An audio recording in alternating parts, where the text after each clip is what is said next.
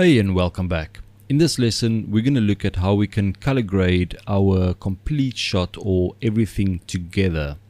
So what we can do is we can simply add an adjustment layer. So if you go to new adjustment layer and place that layer right at the top of your comp. Let's rename this and call it CC for color correction, or you can call it grade or anything you want. And I'm going to add a Lumetri color effect to this. So Lumetri color, and this is where you can do a lot of color grading, which is really nice. It gives you all the controls you need. So first of all, we can maybe change the overall temperature of the shot, and this will affect everything below this adjustment layer. So maybe let's make it a little warmer like this, and you can maybe play with the exposure slightly, maybe the contrast, maybe let's add some contrast to that.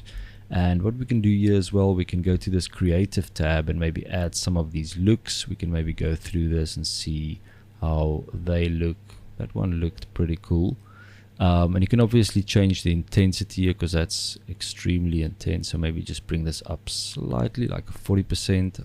Let's see how that feels. That looks pretty cool. Let's have a look at some of these Kodak looks as well. Maybe let's increase this to 100%, 100% again to see how they look. So there's quite a few. Some of these are quite extreme. Some of them are quite cool. So maybe something like that. You can maybe just adjust it slightly. You can kind of see that's the maybe something a little less. Yeah, I kind of like that. So what we can also do is we can add in a vignette. So if you scroll down all the way to the bottom, you'll see vignette. Make sure it's active, and you can bring this down to maybe like -1. It will give you those nice dark corners. You can kind of see how intense you want this. Let's just see. So it kind of adds quite a bit, maybe not that much, maybe like -3 should be fine. Yeah, -3 is looking pretty cool. Okay, next we can also add some crop at the bottom and top. So I'm just going to add a solid, just create a black solid like that. And then I'm going to double click on this square or rectangle mask here at the top, and it's going to automatically create this rectangle mask for us. And now we can invert this mask just by clicking invert next to the mask here.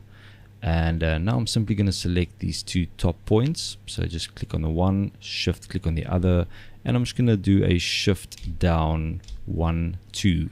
So that's going to move it down about, I think, about 20 pixels. And I'm going to do the same at the bottom. So select these 2 points of the mask, hold in shift and press up on the keyboard.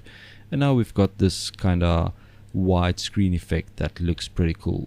So now we've got this kind of widescreen effect that looks pretty cool, I think. So go ahead and save your project, and I will see you in the next lesson.